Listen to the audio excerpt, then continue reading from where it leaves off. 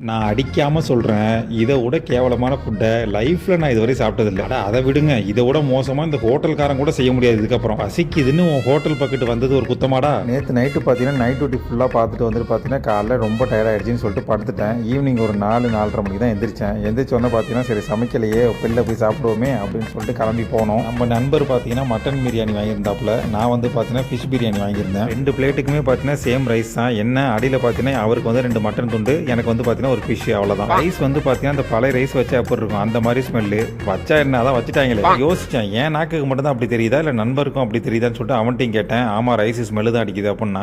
Mutton துண்டு எப்படி இருக்கு அப்படின்னா, மட்டன் நல்லா இருக்கு, ஆனால் வந்து ரைஸ் ஸ்மெல் அடிக்குது அப்படின்னா. கெட்டதுலேயும் ஒரு நல்லது என்னன்னு கேட்டிங்கன்னா, அவனுக்கு மட்டன் துண்டுனாச்சும் நல்லா இருந்துச்சு. எனக்கு இந்த மீன் வாங்கின பாருங்க, அதுக்கு மேலே ஸ்மெல் அடிக்குது. ஸோ என்னால் சாப்பிட முடியல, அப்படியே வச்சாச்சு. வச்சுட்டு போய் கம்ப்ளைண்ட் பண்ணோம். கம்ப்ளைண்ட்னாச்சும் எடுத்துக்கிட்டாங்க, அது வரையும் ரொம்ப சந்தோஷம். சரி விட்றா, எல்லாத்தையும் உன்ட்ட மன்னிச்சிடறேன்டா. ஆனால் கடைசியில் ஒரு வார்த்தை சொன்ன பார்த்தியா, சிக்கன் பிரியாணி ட்ரை பண்ணி பாருங்கன்னு.